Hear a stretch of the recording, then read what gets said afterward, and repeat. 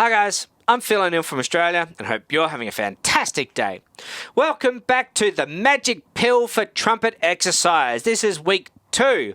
By now, you should have checked out the first video. I'll leave a card up here and I'll link in the description as well. The exercise, the Magic Pill exercise for the trumpet, is the Clarke second studies. Now, if you haven't gone already, last week we checked out how we can learn the notes. There are 5 tips for how we can learn the notes on the exercise. Go back and check out that video if you haven't already, because you want to do that, spend a week on that, on those 5 tips before you come on with this week. This week we're going to work on blow-through. Blow-through is important to help us be more efficient with our playing. If you look at these muscles here, the lip muscles, they're actually really small. Now, trumpet playing, we are expected to play for hours at a time. When we come to a performance, most performances are about an hour. Sometimes if you do 2 sets, you want 2 hours. 3 hours for 3 sets, obviously, and they just keep going. So we want to make sure that we have good efficiency so that we don't have to rely too much on a very small muscle. By using good blow-through means we don't have to rely on the lip muscle very much at all. If you're a bit lost on how to improve your trumpet playing, check out my free practice routine, Play Like a Pro, on the side. It shows you exactly how I practiced for 30 minutes a day and won an international trumpet solo competition. It's just a 30-minute practice routine, and I guarantee if you follow the guide well and you're honest with yourself, you can improve your playing in just 30 minutes a day. The link is in the description. This week, we're going to use the Magic Pill exercise of Clarke's second studies to improve our blow-through. Our blow-through is also known as efficiency. I've got 3 tips to help us be more efficient with our blow-through.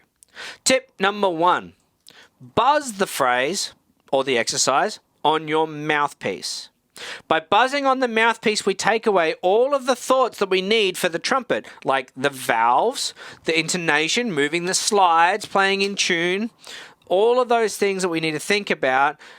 On the trumpet, we take them away and we just grab our mouthpiece, and all we have to do is think about the blow through and the pitch. So we're trying to play in tune, but pitch is not as important, so we don't need it to be perfectly in tune, but roughly as good. We're aiming for the blow through and the phrase. We're going through the phrase.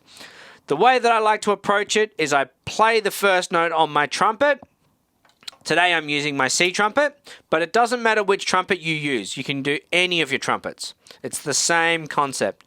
Play the first note on the trumpet, then we're going to buzz through the phrase. By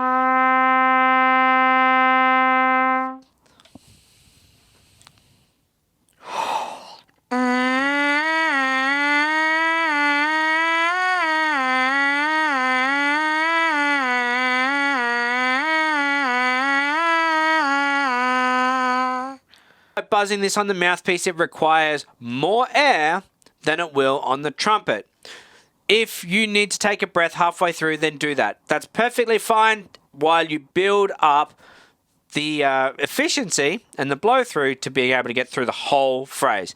So, if you need to take a breath halfway, do it, just to avoid taking a breath every bar. Tip number 2, flutter tongue through the phrase. Flutter tongue is when you roll your R's, and you do that through the trumpet. It'll sound like this.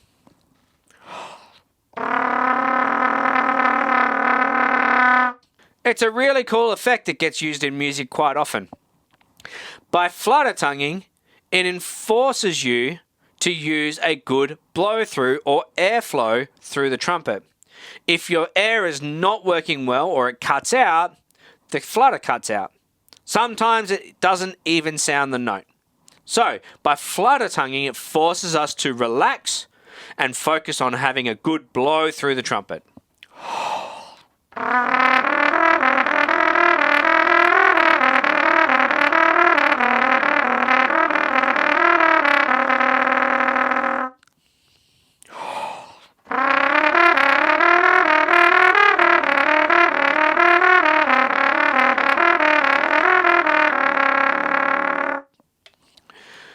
If the flutter tonguing doesn't work or you're not very good at rolling your R's and you can't get them to roll, try doing it on the mouthpiece.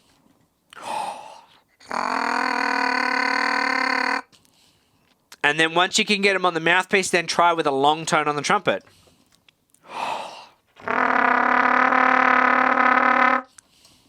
Starting about the middle C is probably optimal for this. If you can't get the R's to roll or the flutter tongue to work, you probably have another area or another aspect of your trumpet playing that needs addressing. If that's you, I would strongly suggest you go and get a lesson with a professional teacher to help you with this, because a professional teacher will be able to diagnose exactly what the issue is with you and help you with your specific issue. Right. You can do that through me online, or you can do it through a local teacher in person, but make sure you're getting a professional teacher who knows what they're on about. And tip number 3, and this is one of my favorites, I like to add minims or half notes to my phrase before I start. So if I'm doing C major, I start on the C, and then I go to the leading note. So start on the tonic for 2 beats, then go to the leading note for 2 beats, and then start the exercise as written.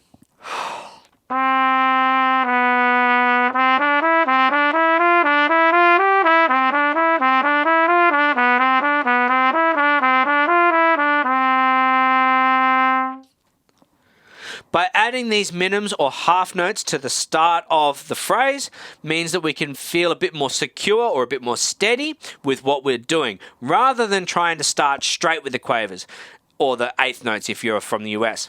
Now, if you start off by having the longer notes, you can go take a good breath in, blow through, get the notes established on the trumpet, and then continue with the exercise. Use all 3 tips for every single key that you have. You'll notice they're easier for the lower octaves because we are more relaxed, and they start to get a bit more challenging as we ascend because we allow tension to get into our body. The more tension we have in the body, the more it prevents us from having good airflow. So use these exercises to help us be relaxed and focus on good blow through. Which of these 3 tips are you going to use the most in your practice this week? Leave a comment below. Are you going to buzz on the mouthpiece a lot? Are you going to flutter tongue a lot? Or are you going to add the minims or half notes to the start of each phrase? Leave a comment below. I'd love to hear what you guys are practicing. Give all 3 a go in your practice this week and come back next week where we're going to cover off on tonguing using the exact same exercise. It's a magic pill exercise. We're going to focus on tonguing next week. Make sure you subscribe and tick the bell notification so you don't miss next week. It'd be a shame if you did. As always, I'm Phil O'Neill from Australia, and happy practicing.